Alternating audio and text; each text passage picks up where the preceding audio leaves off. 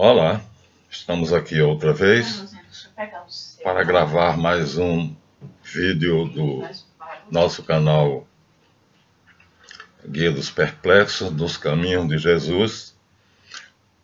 Primeiro temos que pedir desculpas, porque nos últimos vídeos eu falei sobre a Revolução Russa. O livro que eu apresentei é esse, Complô contra a Igreja, e é uma denúncia aqui do cardeal Ottaviani. O livro foi impresso em 62, de que uma correspondência transmitido pelo Estado-Maior do Exército, segundo o gabinete, em fevereiro de 1916, soube-se pela primeira vez que na Rússia, eu disse 716, tá? Estava se fomentando uma revolução.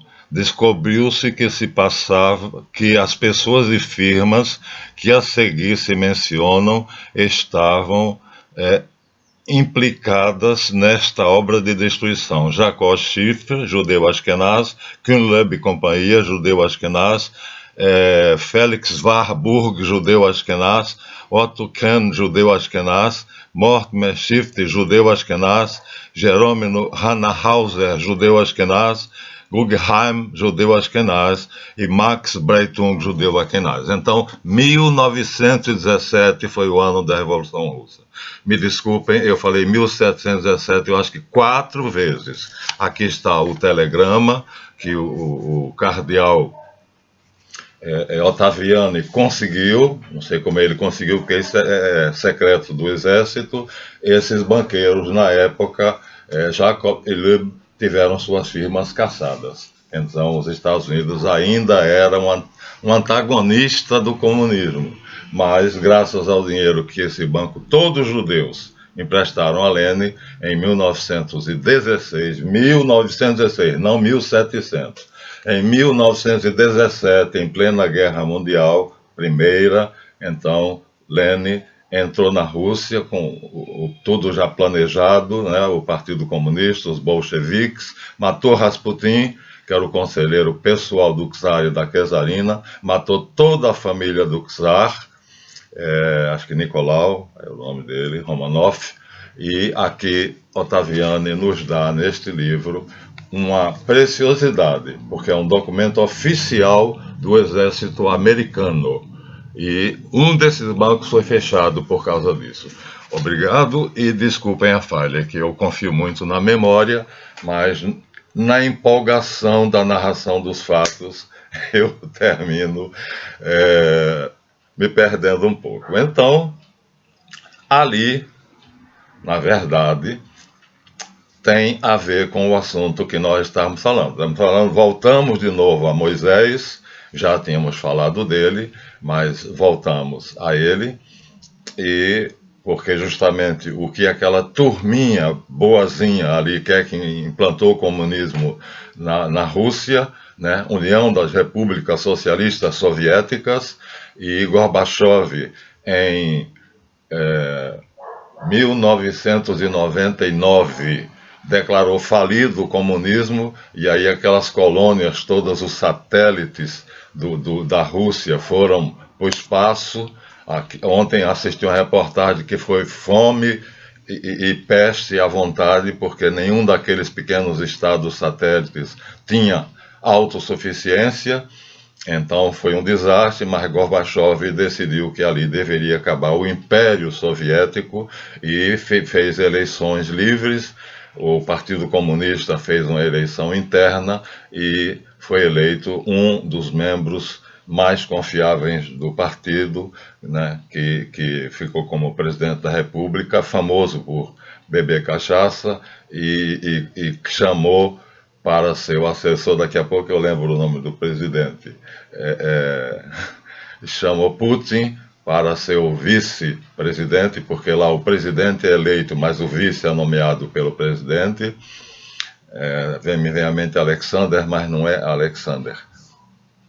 Foi o primeiro presidente eleito da União Soviética. Disse que bebia cachaça, que era uma coisa séria, e pegou a Rússia esbagaçada, mas com a ajuda de Putin ele levantou e a Rússia se tornou o que é hoje. Então, o nome está rodando na minha cabeça, mas virá. Então, ali o que é que aparentemente Lenin pretendia, mesmo que Moisés, o mesmo que Jesus, mesmo que a maçonaria, o mesmo que os judeus sefarade, aí nós vimos que as firmas comprometidas são todas bancos internacionais dirigidos por judeus ashkenaz, portanto os filhos de Caim e de Cã. Claro que a cabeça vocês já sabem quem é. Aquilo tudo são bancos laranjas criados pelo pai das finanças internacionais, que na época se chamava Bauer, mas mudou de nome com o escudo vermelho. Então foi ele quem financiou o comunismo russo, criando a União Soviética para ser um paraíso na Terra. Igualdade. Todos os homens teriam os mesmos direitos e as suas respectivas obrigações. O paraíso não aconteceu, porque, inclusive, a primeira coisa que Lenin fez quando ele venceu a revolução e matou a família do czar foi ir morar no Kremlin. O Kremlin é o palácio do czar. Ele estava ali dizendo, portanto, que ele era o novo czar. E aí nós temos toda uma história sobre a Rússia pós-revolução, que foi muito bem analisada por Roy Medvedev, que é, acho que pai ou avô de Alex Medvedev, que foi um dos presidentes da Rússia e ministro de Putin, e junto com Putin eles fizeram uma dobradinha que começou em 1999, quando o regime presidencial começou. Não é Solzhenitsyn, Solzhenitsyn é na Iugoslávia, mas foi o que veio agora. Então, assim, a União Soviética caiu e foi substituída pela Rússia. O paraíso não aconteceu, mas a União Soviética fomentou a Revolução Comunista na China, os mesmos banqueiros, Mao Tse-tung e a sua turminha, né, que tiraram o sossego dos lamas tibetanos. O Dalai Lama está pelo mundo todo pedindo ajuda, mas não consegue tomar de volta, né, o Tibete, o mosteiro tibetano do Tibete, né, do Partido Comunista Chinês. Hoje Xi Jinping é quem controla. Então está lá a China, supostamente um paraíso, porque o comunismo busca implantar o paraíso terrestre, assim como a cadeia de patriarcas. Então vocês vejam que deixou de ser um segredo. Em algum momento deixou de ser um segredo, porque nós falamos que aquela lista enorme de patriarcas que viveram 900, 600, 700, 800 anos, aquilo não é real, né? Até Abraão, então passando por Noé, na verdade 900, 700, 600 anos, vou repetir, era o tempo em que um famoso, célebre, influente, que fez alguma coisa para a realização, né, da implantação do paraíso terrestre verdadeiro, que seria uma ordem global justa, a corrente monoteísta patriarcal. Então, isso agora já é de conhecimento de todos. Então, como eu disse, os comunistas pretendem, a maçonaria pretende, a Igreja Católica, que é o cristianismo em geral, pretende, e sei lá mais quem. Então, e aqui vamos analisar tudo isso, porque a ideia é uma só: globalização. Não se enganem, mas as viagens de descobrimento de 1500, Portugal e Espanha, na verdade o que eles queriam era iniciar a globalização. Tinham dinheiro suficiente para isso, conseguiram dos astecas e dos maias ouro à vontade. Portugal deu com as costas no Brasil. Já mostramos aqui de Erich von Däniken o mapa que eles tinham na época, que é uma coisa fantástica. Eles tinham um mapa em 1500 que mostrava a Terra via satélite, chamado mapa de Piri Reis. Von Däniken dá o mapa, eu não posso agora levantar para pegar, que iria quebrar a nossa gravação, mas é um dos mistérios que ele acredita aos deuses astronautas. Mas a corrente do bem, vamos deixar a corrente do mal lá com o Lenin, Trotsky e os demais que terminaram se matando. Lenin mandou matar Trotsky, que era genro dele, e Trotsky bateram na porta. Quando Trotsky abriu, um homem com machado na mão lascou a cabeça dele de alto a baixo.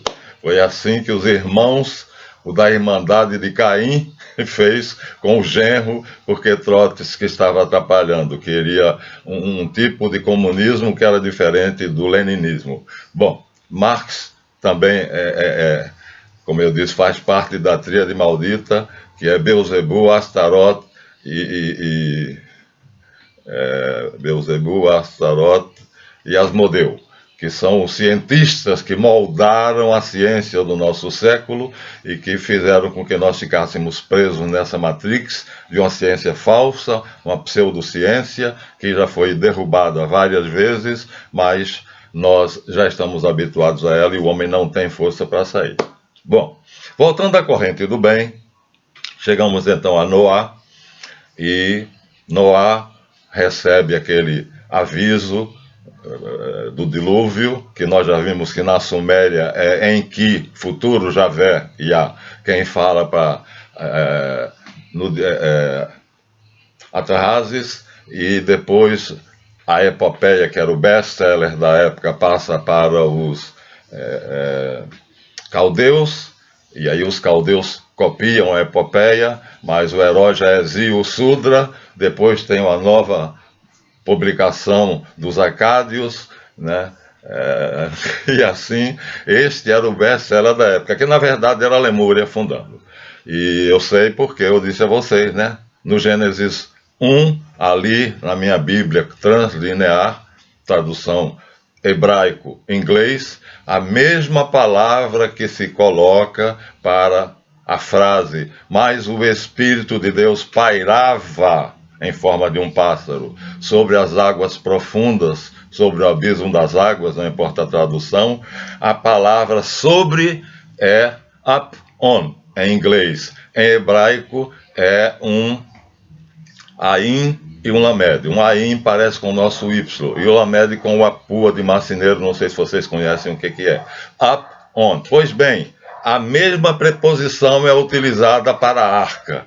E as águas subiram, e a arca começou a se mover, e a arca ia up on the waters. A mesma preposição, al. Esse Y estilizado em hebraico, e o Lamed se lê al. Então, por sobre, Apon, na verdade era uma nave que levava os Atlantes, que eram os filhos dos Lemurianos, para escaparem da catástrofe, indo para o outro lado da Cordilheira dos Andes, porque o que houve ali foi uma catástrofe atômica que modificou o mundo inteiro, criando coisas gigantescas e deformando a humanidade, etc. e tal. Então, os sumérios são herdeiros dessa tradição porque eles comerciavam com a Lemúria. E a Lemúria tinha uma organização global mais ou menos parecida com aquela que legaram para os patriarcas. Então, Lemúria tinha a tradição monoteísta patriarcal, passou para os Atlantes, os PhDs, os jovens geniais, foram levados por uma nave interplanetária para o Triângulo das Bermudas, do outro lado da Cordilheira dos Andes, com a mesma ideia, a globalização da Terra de tal maneira que os homens sejam felizes, a restauração do paraíso descrito no Gênesis 2, mas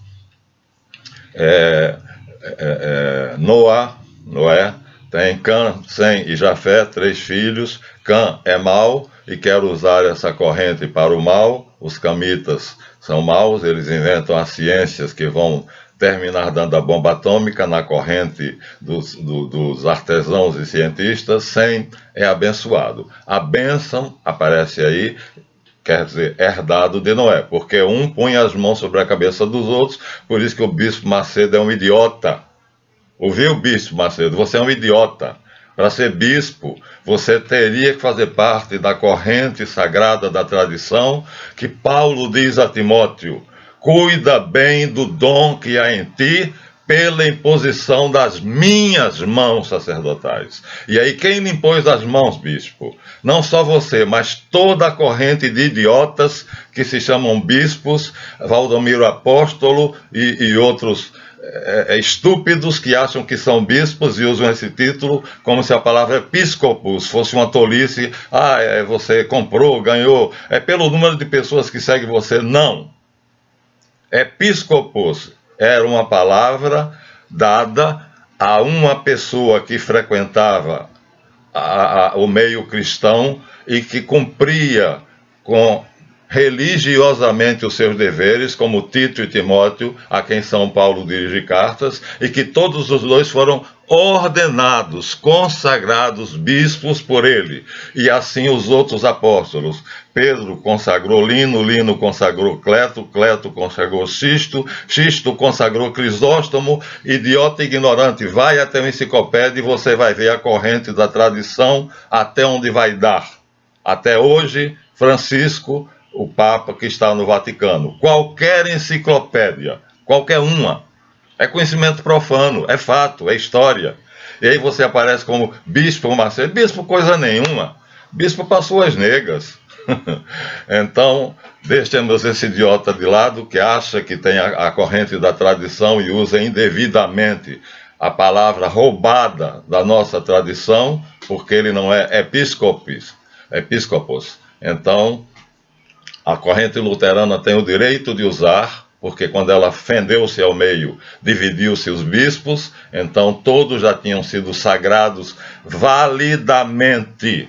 Quando houve a cisão episcopaliana e luterana, já havia bispos consagrados validamente pela corrente da tradição apostólica. Então, quer aqueles que ficaram de um lado, quer aqueles que ficaram do outro, eram bispos consagrados. Quando Fosse, em 1900, fez a revolução dele, que separou-se da Igreja de Roma, porque ele diz que, porque o Papa tem mais autoridade do que eu, os ortodoxos, os gregos também tinham sido durante 900 anos consagrados. Então, todos os bispos, portanto, os patriarcas, e outros nomes bonitos que constituem a nossa queridíssima igreja, que a tradição é lindíssima da igreja grego-ortodoxa, né? O arcebispo patriarca de Moscou, que ajudou muito Putin a chegar aonde chegou, né?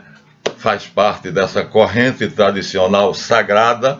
Então não adianta dizer que é bispo e enganar o povo para ganhar dinheiro, como os Malafaias, os Macedos, os Valdomiro Apóstolos e os outros. É uma cerimônia de sagração. Olha só, um bispo consegue sagrar um padre, mas um bispo não consegue sagrar outro bispo. 3 bispos são necessários para sagrar um bispo. Portanto, eu disse, na cisão luterana, anglicana e grego-ortodoxa, já havia a ortodoxa 900 anos de cristianismo, portanto 900 anos de bispos sendo consagrados lícita e legítima e validamente. Assim também na Alemanha luterana, mesmo quem foi para o lado de Lutero já era consagrado, quem ficou do lado do Papa era consagrado. Assim também na Inglaterra, Henrique VIII, né, que o rei se tornou Papa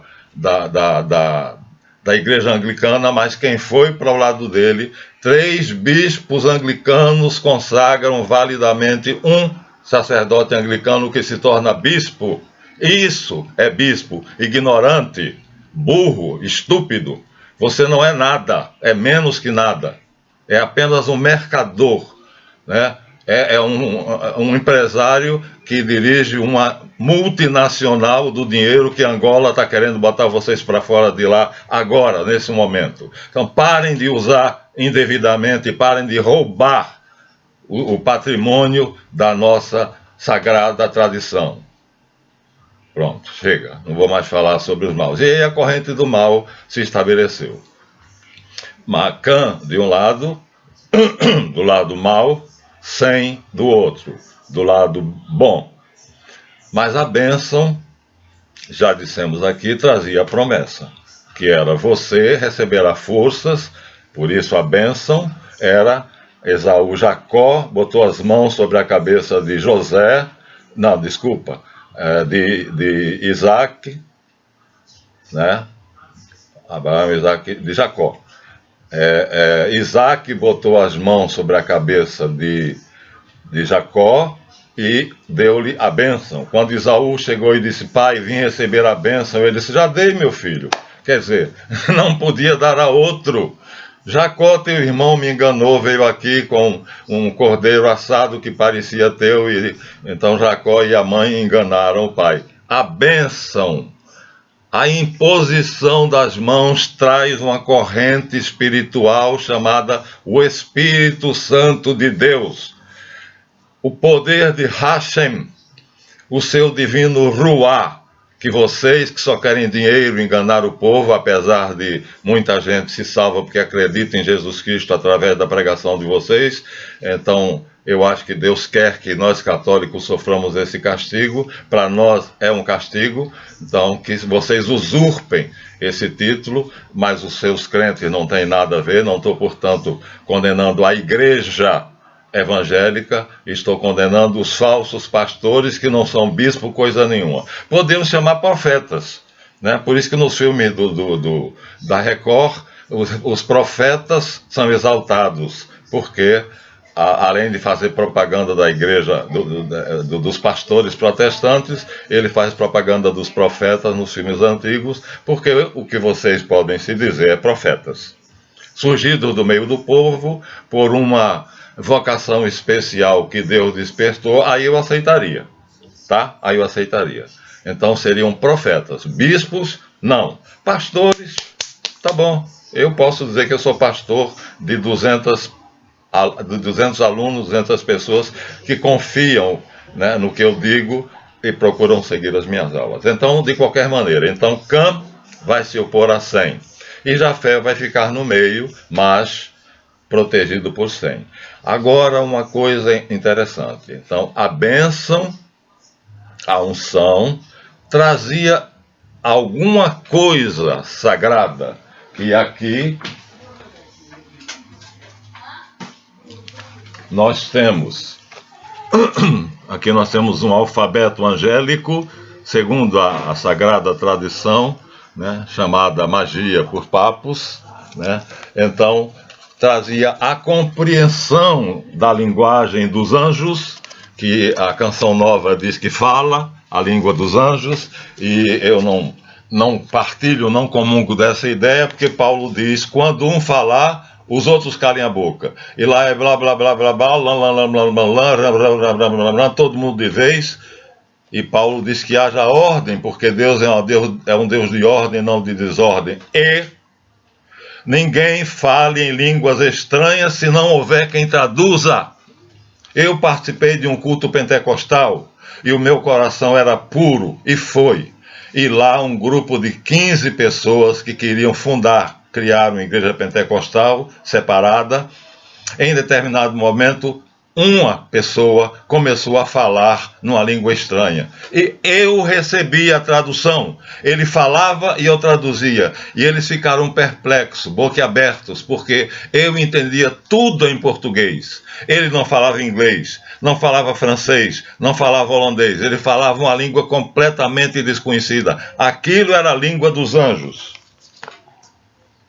Então eles tinham verdadeira devoção e receberam a bênção. Portanto, não condeno as igrejas cristãs, mas os maus pastores que utilizam o povo para ganhar dinheiro. Então a bênção trazia essa comunicação com os anjos. Então passem a se chamar profetas.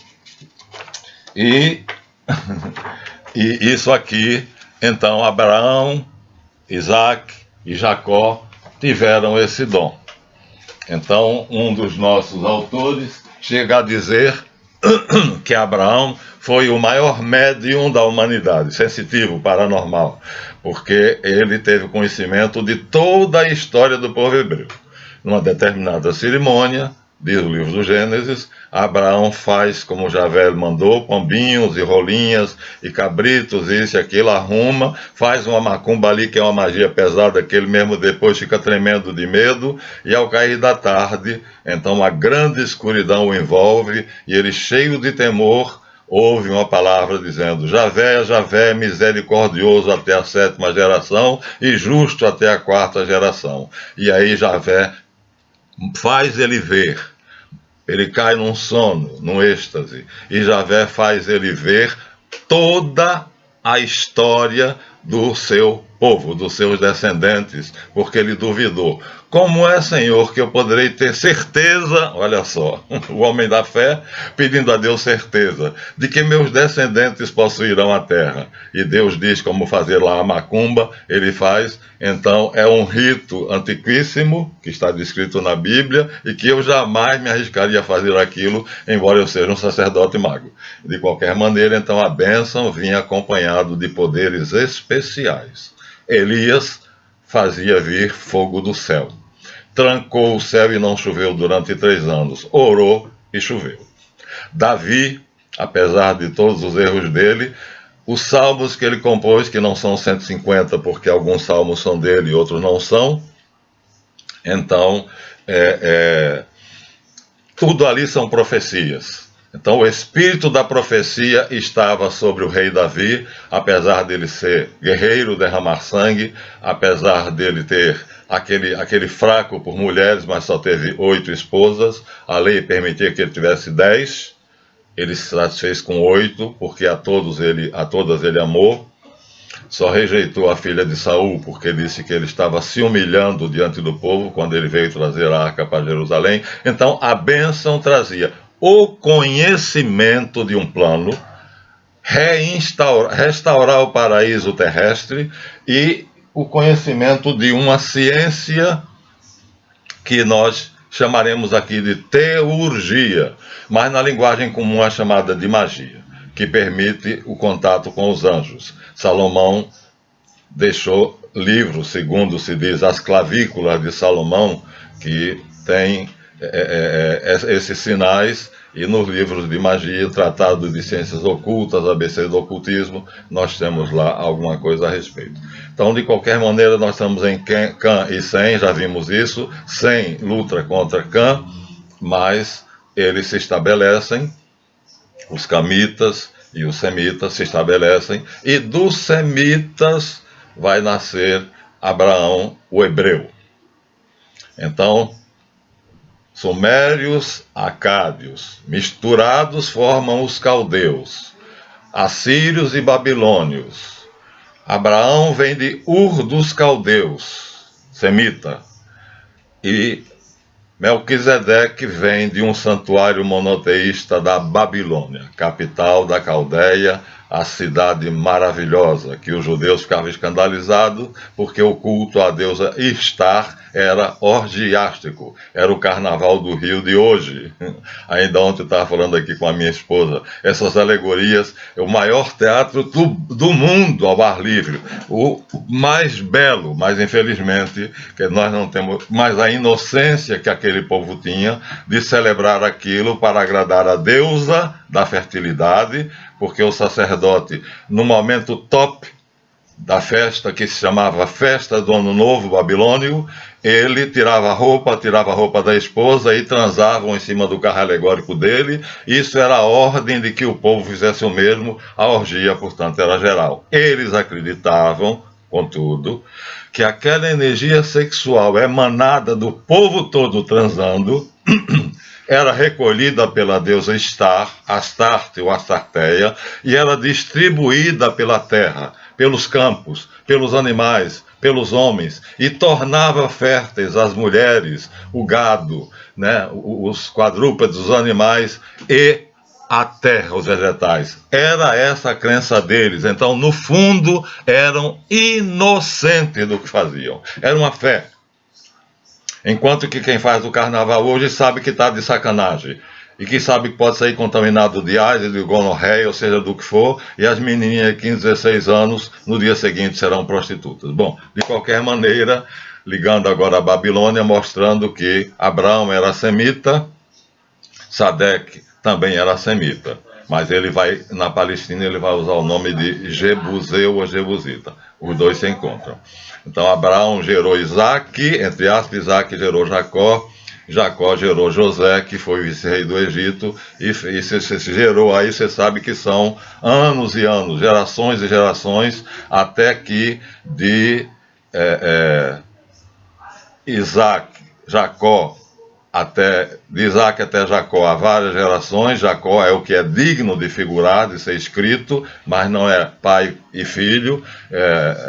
Jacó gerou 12 homens, dos quais Judá ficou muito famoso, Levi ficou muito famoso pelo assassino e matava com gosto. Temos episódios aí na vida de Jacó na Palestina, onde ele mata o noivo de Dina, porque era um príncipe daquele lugar que encantou-se com a Dina, levou ela para o quarto dele e a violentou. Depois se arrependeu, veio e disse: estipule o preço da donzela, o dote, e eu me casarei com ela, desposarei, e nós seremos irmãos. E Levi olhou para ele assim, Jacó estipulou o preço, e Levi, junto com Rubens, que eram dignos de figurar na lista dos 12, que não são 12 filhos de Jacó, mas deram nome às 12 tribos de Israel, e, usando de artifício, mataram o príncipe, o pai, quer dizer, portanto, o já cunhado, porque prometido em casamento já era casada. E tudo estava certo. O rapaz se arrependeu de ter violentado Dina.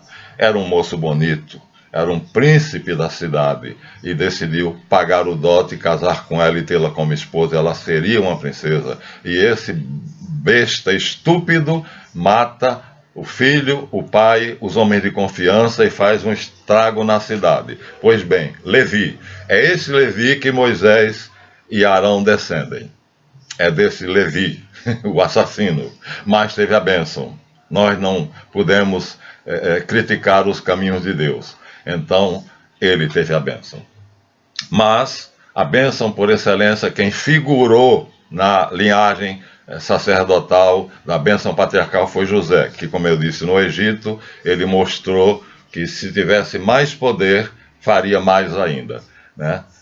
Tornando-se vice-rei do Egito, ele matou a fome do mundo todo e recebeu do faraó do Egito o cognome de Zafanat Paneah, em vez de Youssef, em hebraico. Então, o Salvador do mundo, que é o mesmo nome que nós damos ao nosso Senhor Jesus Cristo. Então, a bênção vem acompanhada de dons. Qual era o dom de José? Era traduzir sonhos, como Daniel. E ele traduziu o sonho do faraó, e assim construiu silos, armazéns e depósitos, estocou trigos e gramíneas até o Egito não caber mais, e assim o mundo não padeceu de fome. Bom, Albert Pike diz que vai fazer o mesmo. Só que há um personagem que está aqui na nossa nota de R$10, que é a Estátua da Liberdade. Esse é o personagem que os grandes conselhos cultuam, é Mitra, e que ele vai levar essa religião. Aqui está a estátua, uma das estátuas mais conhecidas dele, é o rei da guerra, é o deus da guerra, o deus solar da guerra, que é um anjo dele, né? E que pai que vai levar essa religião quando se estabelecer a paz na terra, então, e o anticristo governar. Então Pike, que está aqui velhinho de cabelos e barbas, ele disse: a ordem vai espalhar pela terra a verdadeira doutrina de Mitra, que ele chama de Lúcifer, para escândalo dos evangélicos e de outras pessoas que ignoram o que na verdade ele quer dizer com Lúcifer. A Estátua da Liberdade tem uma tocha, já dissemos isso, estamos repetindo, porque nós fizemos 2 capítulos como parênteses. Lúcifer, na verdade, é aquele que traz a luz, Mitra, porque ele é representado com um achote na mão, que na verdade não era ele. Ele era cercado por 4 homens que levavam esses achotes, né? Então, e ele é representado matando um touro, e por acaso em Wall Street há um touro. O símbolo de Mitra, o touro, está lá na pequenina praça de Wall Street. E Mitra está na Baía de Manhattan, quer dizer, lá pertinho, né? Não é tão longe assim, né? Então, o touro e Mitra, os símbolos da religião do futuro, da religião da unidade. Prepare-se para renegar Jesus e aceitar Mitra. Mas, de qualquer maneira, outros tentaram fazer isto, e um dos que tentou e foi talvez o primeiro império do mundo, está aqui, Sargão II, que por acaso foi colocado numa cestinha com betume no rio e chegou até uma determinada princesa, e a princesa o recolheu. É igual à vida de Moisés, Sargão II. E aqui, na outra página, nós vemos ele, depois de subir o monte, recebendo o rolo da lei de Marduk, igual a Moisés. Então a história de Moisés seria histórica ou seria uma lenda, uma fábula que passou de uma geração para outra? Como crente, não me arrisco a dizer que sim, mas uma coisa é certa: Moisés saiu do Egito, diz a Bíblia, com 600 mil escravos que ele libertou. Agora você imagina o que seria o Brasil ou qualquer país do mundo que se visse da noite para o dia com a força de trabalho, que era gratuita, de 600 mil pessoas. A economia desse país sofreria um tremendo baque. Os registros egípcios não têm nada disso. Não há registro dessa catástrofe, embora esse homem, né, tenha existido, está aqui a estátua em bronze dele, e tenha recebido as tábuas da lei, que também Moisés, segundo a Bíblia, recebeu. E a história da infância dele é igual à história de Moisés, né? Ele também sobe a montanha e recebe as tábuas da lei. Depois ele sobe a montanha de novo, mas dessa vez com outra intenção. Vou mostrar para vocês aqui, é uma gravura bonita, sempre é muito bonito o trabalho dos caldeus em metal, é muito bonito. E aqui está a figura, ele subindo a montanha sobre os cadáveres dos inimigos para agradecer a Marduk a vitória pelas lutas dele contra as tribos vizinhas. Ele foi talvez o primeiro imperador do mundo, Sargão o Grande, Sargão II. Que beleza de obra, né? Essa é uma estela, então ele está aqui em pé sobre os cadáveres e mais cadáveres dos inimigos, subindo de novo a montanha. A estrela significam os deuses, por isso que os profetas não permitiriam que Davi usasse uma estrela, só na cabeça do Macedo, que na novela dele, Davi recebe de um ourives fenício uma estrela de 6 pontas, que ele vai passar a usar como uma correntinha. E eu conheço um grande animador de televisão brasileiro, que eu tenho uma foto dele saindo das águas de Miami, num banho, com uma correntinha com a estrela de 6 pontas, que é o símbolo da bandeira de Israel. Mas para os profetas judeus, as estrelas eram abominação ao Senhor. Aqui eram símbolos de Istar, Marduk, Enki e outras dessas coisas. Mas esse homem, então, foi um dos primeiros a fazer isso. Foi justo? Foi injusto? Não sei.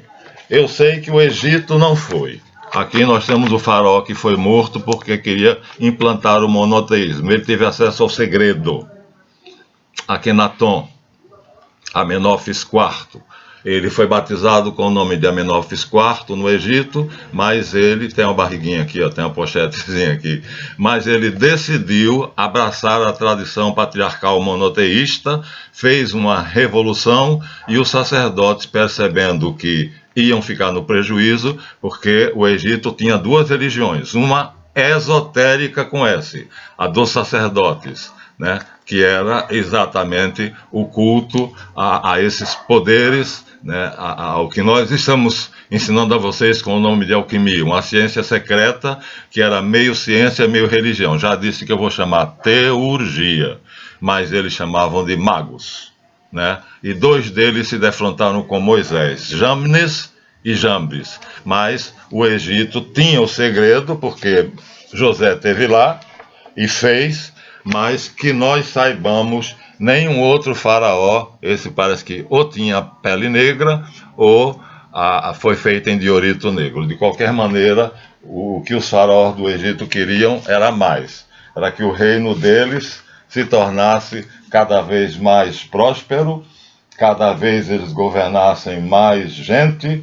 Aqui está as estátuas de um megalômano egípcio que dizem que foi da época de Moisés, Ramsés II. Ele não fez só uma, fez 4 estátuas dele, os colossos de Abu Simbel, no delta do Nilo. Foi transferido do lugar porque as enchentes do Nilo estavam atingindo os pés da construção. Então hoje não está mais no lugar original, mas ele fez 4 estátuas dele. Isso aqui é ser vaidoso. E aí o que é que acontece? Nós sabemos de tudo isso por causa dessas escritas que ficaram e foram decifradas, né? A escrita egípcia, a escrita cuneiforme, e o hebraico antigo e outros. Então o faraó do Egito tinha esse segredo, porque Amenófis IV tentou. Aqui nós temos a estátua de um nobre egípcio com a sua esposa e filha. Aqui temos trabalhadores, um barco, como seria mais ou menos a vida no Egito, né? Aqui nós temos as ruínas de um templo com a alameda de esfinges. Eles eram vidrados pela esfinge e pela pirâmide. A esfinge vem da Lemúria, a pirâmide vem da Atlântida. Então o Egito tinha uma ligação com a Atlântida, de onde provavelmente ele recebeu a tradição monoteísta patriarcal. Aqui nós temos a estátua egípcia de um faraó com as suas 2 esposas. Arte belíssima, primorosa, né? Olha só o corpo dele, o detalhe da musculatura peitoral, e a esposa dele vestida como a deusa Hathor e ele como Osíris. E aqui está o reino, o império egípcio, né?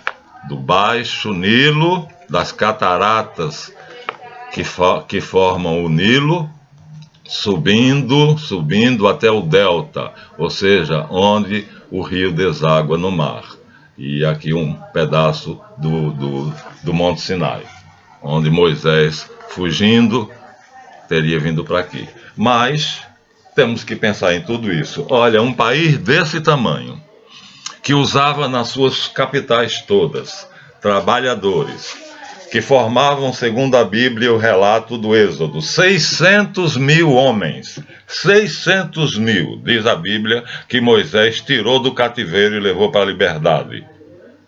O choque na economia seria brutal. Mas, de qualquer forma, se Moisés existiu, se não existiu, isso faz parte de nossas pesquisas de cientista, mas não abala a nossa fé. E aqui está o orgulho deles, a esfinge e a pirâmide de Quéops, porque esses têm 10 mil anos. As outras pirâmides menores, Kefren e Miquerinos, têm 3.500, 3.300. Então, do Egito não podíamos esperar nada. Me parece que existem algumas pessoas hoje que têm a vocação para se tornarem tradições da herança patriarcal. Mas o verdadeiro herdeiro dessa tradição vai tirar o homem dessa condição. Ou seja, o homem aqui, Laocoonte, simbolicamente está preso pela natureza, pelo destino, pelas dificuldades, por aquilo que são as leis naturais da vida. E aí, libertar o homem seria um sistema justo que não desse ao homem, que libertasse mesmo o homem, que tirasse o homem disso e desse a ele uma vida boa, como na Suécia, só que a Suécia é o segundo país em suicídios do mundo, mas tem um sistema social invejável, né? Desde a gravidez até a morte, o cidadão sueco é protegido por leis que garantem ele. Eu tenho um aluno sueco, do primeiro mundo, garantem a ele, ele me diz como é que é, desde a concepção da mulher até o final da vida. Tudo é programado pelo Estado, tudo é regido por leis para proteger um cidadão. Então, o Egito não estava preocupado em fazer isso com os cidadãos, com a plebe. Aliás, a escravidão lá era cruel, né? E aí é que nós vamos colocar Moisés. Num tipo de escravidão que imperava no mundo inteiro, praticamente. E Moisés faz um verdadeiro milagre. Aqui nós temos o tabernáculo, que foi a construção que ele fez no deserto. Aqui nós temos o templo de Salomão. Mas aqui há um reparo. Há uma, vamos dizer assim, um cuidado meu de você ver que o templo tem muros cercando-o, ou seja, o sagrado só é acessível àqueles que são de sangue especial, quer dizer, da rainha da Inglaterra e dos príncipes. Aqui, os prosélitos, os lacaios, os lambibotas deles, que conseguiram, vamos dizer assim, ser considerados úteis, como os Schiff, Warburg e os outros lá que fizeram a Revolução Russa. Então, ficam aqui, não passam dessa porta. Aqui ficam as mulheres e as crianças. Aqui tem um pedacinho aqui só, ficam os homens. Aqui tem o altar dos sacrifícios, onde o sacerdote efetua o sacrifício. E essa construção coberta, só o sacerdote pode entrar. É um regime de castas. E é o que a maçonaria pretende implantar no mundo. Mas os meus irmãos maçons dizem assim: não, Marlanf, não é isso. Nós estamos traçando com compasso e esquadro, né, a construção do mundo feliz, onde haja progresso, onde haja paz. Dá uma olhada em volta. Eu convido a você que está me ouvindo, olhe em volta. Destruíram a cultura e a economia árabe. Acabaram com a Nicarágua, acabaram com a Venezuela. Onde não há guerras. A Síria está aos pedaços, né? Gaddafi foi morto, covardemente tirado, desenterrado de dentro de um bueiro e morto no caminho para o seu palácio. Saddam Hussein foi condenado num tribunal suspeitíssimo, comandado por generais americanos, e enforcado. E o Irã ainda não está destruído porque a China e a Rússia o protegem. Então, é esse o sistema internacional que a maçonaria quer que eu acredite que será libertador? Não acredito. É elitista. Aí ele diz: não, mas não, só assim, dentro da loja, então existem as funções. Então, aqueles cargos são funcionais. Mas, no todo, a maçonaria é isso aqui. É uma montanha, está vendo? Em escada, um zigurate escalonado, por onde, através do mérito, pode-se subir. Então, por que o mundo está passando por isso, já que ele é governado por alguém que tem muito poder e que implantou o coronavírus para nos dar um teste, para nos fazer um teste do seu poder, e a maçonaria sabe quem é ele. Porque, eu não sei se eu deveria dizer isso, obedece a ele. E aqui está, então, o futuro do mundo. Mitra, Marianne Maçonique, Mitra travestido de mulher, o busto, numa loja francesa, porque lá é obrigatório. Então, continuamos assim. Laoconte. Enroscados pela serpente dos problemas, do mal, das dívidas, do baixo salário, da doença, né? Os hospitais públicos, quem vai para eles se ferra, os presidentes, os ministros de gabinete vão para o Sírio-Libanês ou para outros hospitais que depois de 2 dias saem de lá com saúde. Então, não estamos no mundo igualitário. E a maçonaria quer que eu acredite? Não acredito. Agora, existe uma outra maçonaria. Uma maçonaria que eu admiro, que eu estudo, que é verdadeira, que não participa dessa organização sectária do mundo. Aqui nós temos um quadro que não é considerado verdadeiro, de um abraço maçônico no Egito. Thoth, Deus das iniciações, abraça um maçom no Egito com um abraço peculiar. Aqui nós temos um templo no Egito, um templo maçônico, e um pai e o filho andando pelo templo. Aqui é simbólico, né? O pai seria o mestre e o filho seria o aprendiz. E aqui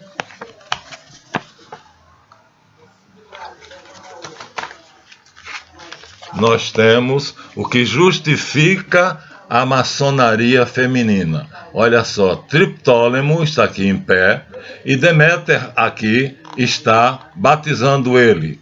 É uma iniciação, a dos essênios era assim, a da nossa Igreja Católica ainda é assim. Quem está iniciando é uma mulher. E o iniciando, o recipiendário, é um homem. Mas a maçonaria oficial não aceita a maçonaria mista. Tem lá um protocolo com a direito humano, mas não é o que deveria ser. Não são iguais, são primos. Agora, existe uma maçonaria cristã, quer dizer, são pessoas que a maçonaria diz que não se mete em religião, embora nós não possamos nos esquecer da notinha. Tá aqui, ó. Não se esqueçam, viu? Ó, isso aqui é no Brasil. Isso é Mitra, o mesmo que vocês viram na Estátua da Liberdade, o mesmo que vocês viram naquela estatueta de Marianne Maçonique. Por que ele está no dinheiro do Brasil? O que é que nós temos a ver com Mitra? Nós temos a ver com Cristo Redentor, que é o nosso colosso que está de lá, olhando Mitra na Baía de Manhattan. E os dois se encaram. E já se encararam várias vezes na história. Isso eu já contei antes, não vou repetir. Então, aqui está a verdadeira libertação. A alegoria maçônica que vários maçons conhecidos meus seguem, perfazem. Então já mostrei a vocês antes. O centro está aqui, acima de tudo aqui, El, abaixo de El, Javé, El que é o Deus de nosso Senhor Jesus Cristo, Deus Pai Todo-Poderoso. Aqui Javé, que é o grande arquiteto do universo, a virtude simbolizada por uma mulher, para nós Nossa Senhora, dá para adaptar. Aqui a coluna que foi quebrada quando o homem caiu, há uma queda. Aqui uma outra mulher, mas essa simboliza a serpente, está enroscada aqui na árvore, olha. As tentações, os pecados capitais, luxúria, preguiça, avareza e tudo mais que o homem tem que vencer. E aqui nós temos um maçom, aqui, coroado, que já foi e desceu na companhia do seu anjo guardião, que o está colocando aqui de joelhos, diante de uma miniatura da coluna ereta, e aqui as alegorias de como seria esse mundo unido ao mundo celeste, o mundo terrestre, governado por essa maçonaria. Essa seria a maçonaria cristã. Aqui nós temos algo que Jesus Cristo aceitaria, que ele pregou, pelo mérito, pela virtude, pela coragem de vencer o vício, né? Não ser uma fraternidade fechada para o mundo, né? Não procurar apenas o bem dos seus membros, a troca de favores, mas se abrir para o mundo e dar esta iniciação a todos os homens. Aqui estão os de azul, que seriam os mestres maçons, e por essa iniciação eu vou. Por essa aqui eu vou. O livro é A Maçonaria, de o maior maçonólogo moderno, que é Kirk McNulty. Então, nem tudo está perdido. Os adeptos dessa corrente estão lá, junto com os adeptos desta corrente, que estão querendo ficar onde estão. Querem que o mundo pare e eles fiquem onde estão, no topo ou no meio, né? Mas não é assim que os meus irmãos dizem que eu tô com a visão distorcida, eu tenho que usar óculos, porque no final das contas a iniciação começa com a morte do homem velho, simbolizada por esse gabinete, quer dizer, o homem mundano, e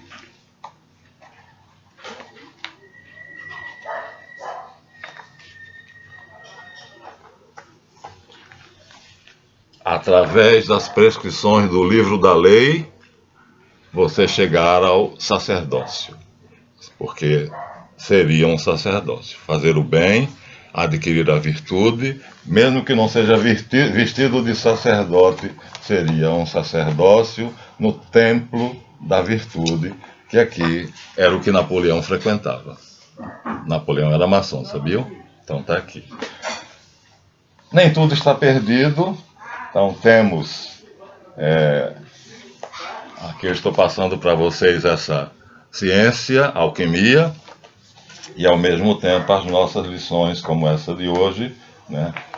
Aqui nós temos o maçom cristificado, olha o compasso na mão, que está fazendo a obra que Jesus Cristo mandou, portanto, segundo aquela alegoria, lutando para atingir as virtudes, vencer os vícios, cavar masmorras aos vícios e elevar templos à virtude. Aqui está cristificado, mostrando que ele está fazendo a coisa direitinho. Então, vamos pedir a Deus que cada vez mais hajam maçons que considerem essa alegoria como sendo o verdadeiro caminho, porque essa seria a maçonaria cristã, e que consigam fazer o seu trabalho, e nós teremos assim a tradição que une a bênção, que vai dar à pessoa a dignidade de se colocar na listagem daqueles que fizeram bem ao mundo, junto com dons preternaturais, não são sobrenaturais, mas são capacidades de compreender as leis da natureza e, através delas, né, reformular, porque a natureza é complicada de ser entendida. Aqui está outra imagem de um sacerdote judeu. Então, é uma das alegorias que a maçonaria usa. No fundo, o maçom tem uma carreira, como eu me considero, um sacerdote mago. Então, figura linda, figura bonita. E aqui está o nosso herói, o nosso astro e a nossa luz. O Cristo Antropon, Jesus no meio de um oval, no frontispício da Catedral de Chartres, com os 4 animais sagrados, que têm um significado que na alquimia eu já disse e vou dizer de novo para vocês, mas aqui, então, não é, portanto, este o templo a ser reconstruído. Este templo vai ser reconstruído em Jerusalém pelo anticristo. Todos os pastores evangélicos sabem disso. Mas o verdadeiro templo que deveria ser reconstruído é o templo de Ezequiel. Não é mais o templo de Salomão, seria o templo de Ezequiel. Então, aquele que reconstruir o templo de Salomão está, portanto, dizendo claramente que é o anticristo. E diria Moisés, o que é que nós fizemos? Não fizemos nada, porque a gente ia mostrar o código que Sargão II recebeu. Ia mostrar que Moisés recebendo o código no Sinai. Íamos mostrar como o código de Moisés é diferente do código de Hammurabi, do código de Sargão II, das leis de Mano. É um milagre. A aliança do Sinai é um milagre. Vou mostrar só o título. Na próxima, talvez Deus me permita, né? Não sei se aqui daria para perceber. A aliança no Sinai é o que está lá em cima. E aí Moisés recebe de Deus os parâmetros para uma nova ordem mundial, que ele confia a Josué. E que Josué tenta fazer, mas não consegue. Então Josué tentou, não conseguiu. Depois, Jesus passa aí, parece que meio de passagem, porque aparentemente ele não conseguiu. A Igreja Católica faz o feudalismo, que é a distribuição de terras para que todos tenham onde plantar e do que comer, mas acabou-se. Entretanto, a Rússia, quando Lenin matou a família Romanov, ainda estava na era feudal. 1917, viu? Não 1717, 1917. Ainda estava na era feudal. O feudalismo foi o movimento, segundo o próprio Marx, que mais se aproximou da ordem que o comunismo quer implantar no mundo. Mas não é o que Xi Jinping pensa. Até o próximo vídeo com a Aliança do Sinai.